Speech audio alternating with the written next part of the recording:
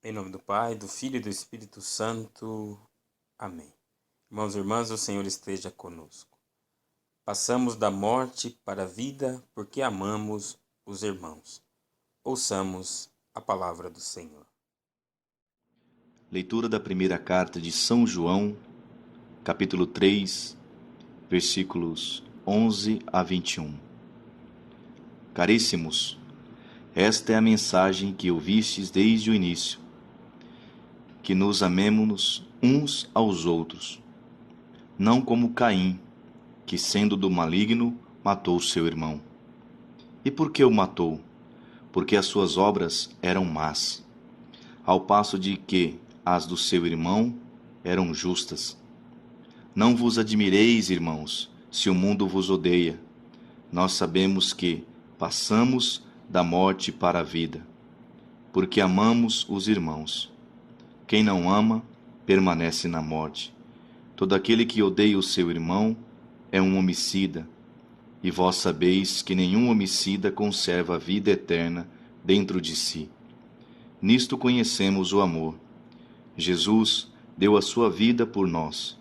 Portanto, também nós devemos dar a vida pelos irmãos.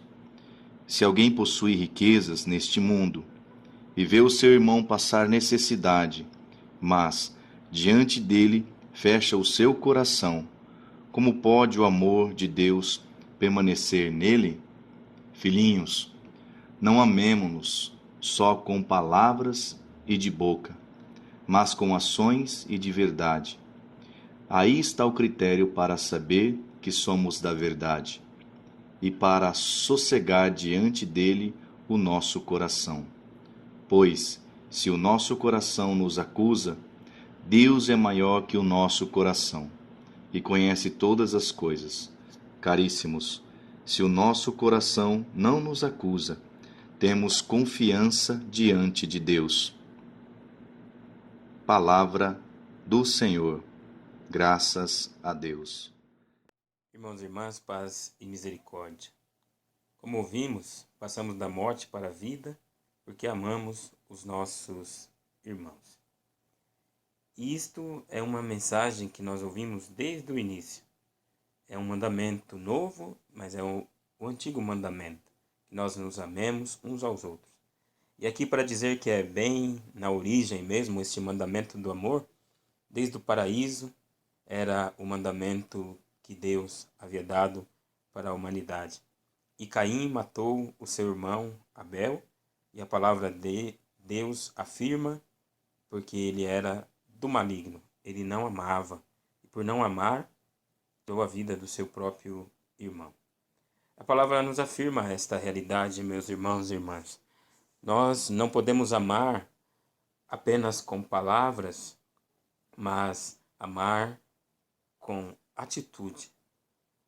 Esta atitude que nós vemos em Jesus, que desceu da sua condição divina, tornando-se um conosco, um como nós, assumindo a nossa natureza humana, neste movimento de amor. Ele nos amou até o fim. Então a palavra no versículo 17 afirma esta realidade. Se alguém possui riquezas neste mundo e vê seu irmão passar necessidade, mas diante dele fecha o seu coração, como pode o amor de Deus permanecer nele? Esta palavra afirma justamente porque Jesus deu a sua vida por nós.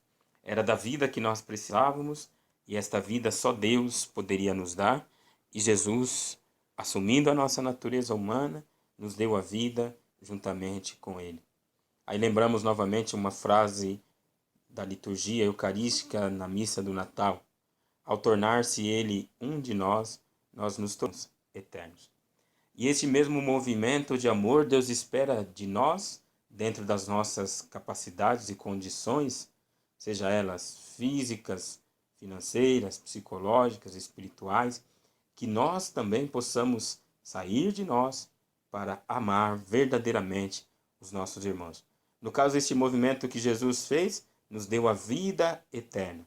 E o movimento que nós podemos fazer, como a palavra nos afirma, De repente, um irmão precisa de algo concreto, um alimento, um vestuário, uma acolhida, um lugar para morar. E muitos de nós podemos ter condições de resolver esses problemas sociais.